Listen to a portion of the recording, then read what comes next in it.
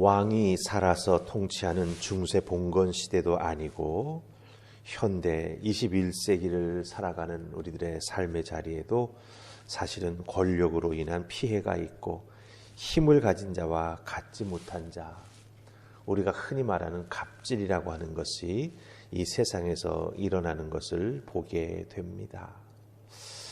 경쟁 사회에서 힘을 갖는다라고 하는 건 승리할 수 있는 가능성이 참 많은 것이죠.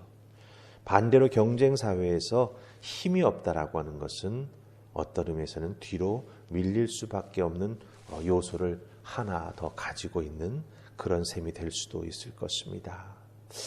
참 세상 살아가는 것이 가진 자와 가지지 못한 자, 누리는 자와 누리지 못하는 자, 이런 식으로 나누어지기 시작한다면 세상살이가 참으로 어렵고 힘들 것입니다. 그런데 오늘 말씀 속에 솔로몬이 우리에게 증거해 주는 것은 무엇입니까? 그 솔로몬의 시대에도 이렇게 권력과 힘을 가진 자, 그러지 못한 사람들 사이에 삶에 많은 문제가 있었던 것을 발견하게 된다라고 하는 것이지요. 오늘 말씀을 보면 요즘 우리가 많이 매스컴을 통해서 듣게 되는 학대를 받는다라고 하는 표현이 나오는 것을 보게 됩니다. 그런데 학대를 받아 눈물 흘리며 힘들어하는 사람들을 위로해 주는 사람이 없다라고 말합니다. 그때나 지금이나 별반 차이가 없는 것 같습니다. 특별히 학대를 받는다라고 하는 말의 성경적인 뜻은 부당하게 착취당하고 빼앗겼다라고 하는 거예요. 내게 대가를 정식으로 내게 대가를 치르고 내게 있는 것을 사가거나 이게 양도받아간 것이 아니라 부당하게 빼앗고 강탈하고 착취해 갔다라고 하는 것이 바로 이 학대받는다라고 하는 단어가 가지고 있는 뜻이 된다라고 하는 것이죠. 즉 학대할 수 있는 사람이 그 위치에서 부적절한 방법으로 약자의 것을, 다른 사람의 것을 빼앗아 갔다라고 하는 것입니다. 이런 일이 성경 솔로몬의 그 시대에도 오늘 우리들의 삶 속에서도 일어나고 있다라고 하는 것이죠. 시간에 큰 차이가 있지만 사람 살아가는 모습, 특별히 악이 행해지는 모습을 보면 차이가 없음을 발견하게 된다라고 하는 것이죠. 자, 우리 1절 말씀 조금 더 살피면서 이 학대받는다라고 하는 게 무슨 뜻인가 우리가 조금 더 살펴보십시다. 우리 1절 말씀 제가 다시 읽습니다. 내가 다시 해 아래에서 행하는 모든 학대를 살펴보았도다. 보라, 학대받는 자들의 눈물이로다. 그들에게는 위로자가 없도다. 그들을 학대하는 자들의 손에는 권세가 있으나 그들에게는 위로자가 없도다. 아멘. 여러분들 1절 말씀 그대로 오늘 우리들의 삶의 자리에 갖다 놓고 보면 맞다. 고개가 끄덕끄덕 움직여지는 것을 우리가 발견하게 되지요. 눈물 흘립니다. 학대받는 자들은 왜 그렇습니까? 빼앗겨서 억울하지만 도와주는 사람이나 위로해주는 사람이 없다라고 하는 거죠. 자기에게 다가오는 사람이 없이 그저 지켜만 보고 혀를 쯧쯧하고 불쌍하게만 여기지 도와주는 손길이 없다라고 하는 것입니다. 악순환이지요. 학대는 행하는 자가 두려워서 학대받는 자를 위로해주지 못하는 이런 안타까운 모습이 계속 발생하고 있다라고 하는 겁니다. 참 세상살이가 무정하다라고 하는 말이 저절로 나오게 됩니다. 자, 그렇다고 한다면 이 학대가 현존하고 있는 이 상황 속에서 학대받는 자는 힘이 없다고 눈물 흘리고 탄식만 하고 있어야 되고 옆에서 지켜보는 자들은 권세 가진 자들이 두려워서 그냥 지켜만 보고 있어야 될 것인가? 안 된다라고 하는 거죠. 남 탓하고 눈치 보고 살아가서는 안 된다라고 하는 겁니다. 이 학대받는 상황을 끝낼 수 있고 이겨낼 수 있는 방법이 있다라고 하는 것이죠. 솔로몬은 우리에게 혼자가 아닌 둘이, 아니 셋이 함께 모여 힘을 합칠 때 그것이 가능하다. 우리에게 말해줍니다. 오늘 우리가 읽은 말씀 중에서 10절 그리고 12절 말씀 읽으십시다. 10절 먼저 읽습니다. 자, 시작. 혹시 그들이 넘어지면 하나가 그 동물을 붙들어 일으키려니와 홀로 있어 넘어지고 붙들어 일으킬 자가 없는 자에게는 화가 있으리라. 12절 한 사람이면 패하겠거니와 두 사람이면 맞설 수 있나니 세 겹줄은 쉽게 끊어지지 아니하느니라. 아멘. 예, 우리가 지금 10절과 12절 말씀을 읽었습니다. 학대당하는 사람이 어떻게 일어설 수 있고 세상을 당당하게 정말 힘있게 살아갈 수 있겠습니까?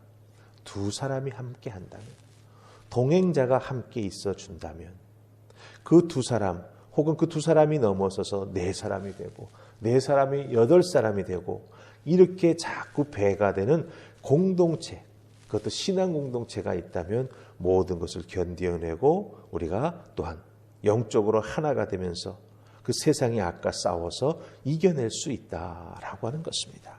특별히 우리 10절 말씀 보면은 혹시 그들이 넘어지면 이런 표현이 나옵니다. 넘어진다라고 하는 표현이 나오는 것을 보게 됩니다. 이게 무엇을 의미합니까? 혼자 있다가 이런 어려운 상황에 빠져서 사람이 넘어지기도 하죠. 예, 힘들어지기도 합니다. 누군가를 통해서 피해를 당하기도 합니다.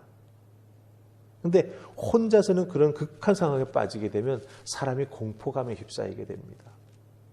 그 공포감에 휩싸이게 되면 사실 혼자 스스로 일어날 수 있는 방법을 찾아내기가 너무나 어렵다라고 하는 거예요.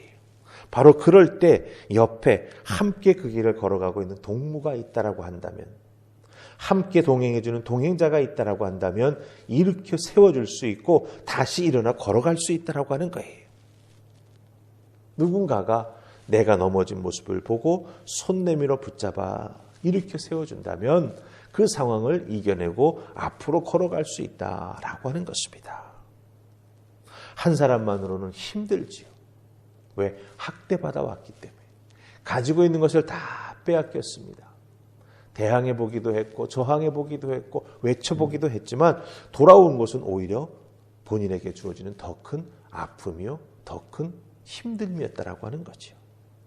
그럴 때 옆에 누군가가 함께 있어 준다면, 예, 그 같은 상황에 맞설 수 있다라고 12절 말씀은 우리에게 말해주는 것을 보게 됩니다. 자, 이 부분, 이 함께 할 수 있다라고 하는 것을 우리들의 신앙생활, 신앙으로 살아간 우리들의 삶에 한번 적용해 보십시다. 특별히 여러분, 신앙의 여정은 혼자가 아니라 함께 걸어가는 것이라고 하는 것을 꼭 기억해야 합니다. 요즘 세상의 흐름은 혼자, 그렇죠? 1인, 혼자서 살아가는 삶에 대해서 많은 이야기를 합니다. 혼자서 나름대로 정해진 삶의 룰을 가지고 다른 사람의 간섭받지 아니하고 편리하게, 편안하게 살아갑니다. 또 그것이 좋다라고 말하기도 합니다. 개인의 선택이라고 말하기도 합니다. 하지만 성경의 가르침은 이 홀로 있는 것이 결코 좋은 것이 아니라고 우리에게 말해줍니다. 하나님은 예수 그리스도를 통해 하나님의 자녀들을 예수 그리스도의 몸인 교회로 부르셨음을 우리는 기억해야 합니다.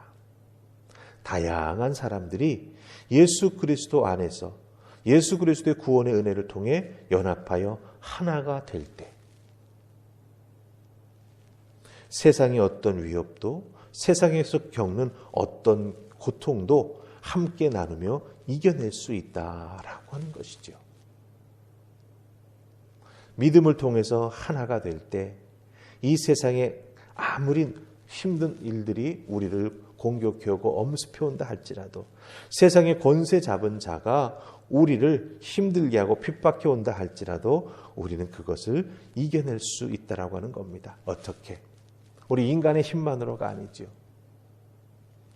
그 공동체의 믿음의 사람들이 힘을 합하고 또한 하나님 앞에 함께 기도하고 믿음으로 소망을 가지며 나아갈 때 우리 하나님께서 은혜를 베풀어 주셔서 또한 구름 기둥과 불 기둥으로 보호하시며 인도해 주셔서 세상의 모든 고통, 세상에서의 어렵고 힘든 일들, 세상에서의 억압받는 모든 것들을 이겨나갈 수 있도록 도와주신다라고 하는 것입니다. 바로 교회가 지니고 있는 예수 그리스도의 생명과 사랑이 이 모든 것을 가능하게 합니다.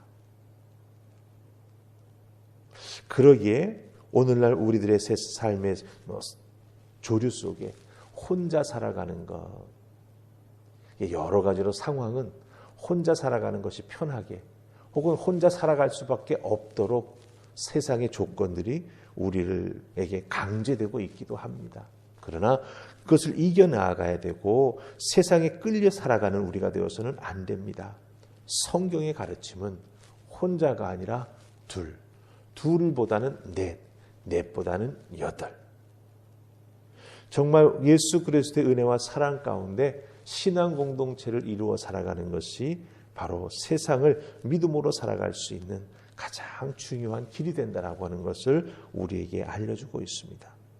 하늘품 화평교회에 속하여 함께 신앙생활에 나아가며 삶을 살아나가는 모든 우리 믿음의 식구들에게 부탁합니다. 주변에 어렵고 힘든 분들이 있지요. 손 내밀어 주시기 바랍니다. 바로 여러분들이 누군가와 함께 걸어가는 동행자가 되어 주시기를 부탁합니다. 그 동행자가 있을 때 함께 어쩔 줄 몰라 하며 힘들어하던 그 영혼이 웃을 수 있습니다. 아, 세상 살만하구나라고 하는 걸 알 수가 있습니다.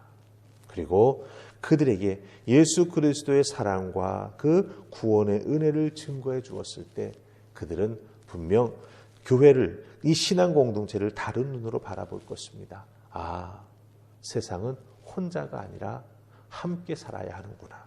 그것도 하나님과 함께, 믿음의 사람들과 함께. 그럴 때 이 세상은 학대받는 것이 아니라 정말 은혜를 나누는 것이고 세상을 밝게 빛나게 만드는 놀라운 축복이 우리와 함께하고 있구나라고 하는 걸 깨달아는 은혜가 임하게 될 줄 믿습니다. 오늘 주어진 여러분의 삶의 자리에서 누군가에게 손 내밀어 줄 수 있는 동행자, 혼자가 아닌 두 사람이 함께 삶을 살아가자고 권면하고 또한 지켜주고 손 내밀어 줄 수 있는 여러분들이 다 되실 수 있기를 주님의 이름으로 축복합니다. 아멘. 기도하십시다. 좋으신 하나님 감사합니다. 우리가 살고 있는 삶의 현실은 참으로 냉혹합니다. 학대라고 하는 것이 자행되고 있음을 발견하게 됩니다. 거기에 대항할 힘이 없어서 때로는 자기의 목소리를 낼 수 없을 만큼 두려움에 사로잡혀서 그대로 아픔을 지닌 채 살아가는 사람들이 참 많이 있습니다. 그들에게 우리가 손 내밀어 줄 수 있는 동행자가 될 수 있도록 은혜를 더하여 주시옵소서.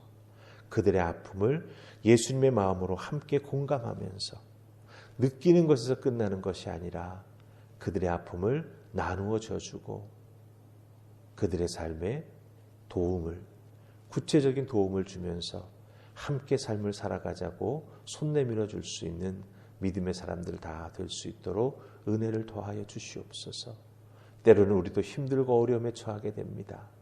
돌아보면 바로 그럴 때 누군가가 손 내밀어 나를 일으켜 세워주는 동행자가 있었기에 우리는 이겨낼 수 있었음을 발견하게 됩니다. 우리도 더욱더 열심히 손 내밀어 줄 수 있는 믿음의 사람, 믿음의 공동체로 이 세상 속에 우뚝 세워줄 수 있기를 소망하오니 주여 도우시고 이 제단에서부터 나누고 증거할 수 있는 생명샘, 그 은혜와 능력이 가득한 교회, 믿음의 삶을 살아가는 성도가 되게 하여 주시옵소서. 감사하고 예수님 이름으로 기도하옵나이다. 아멘.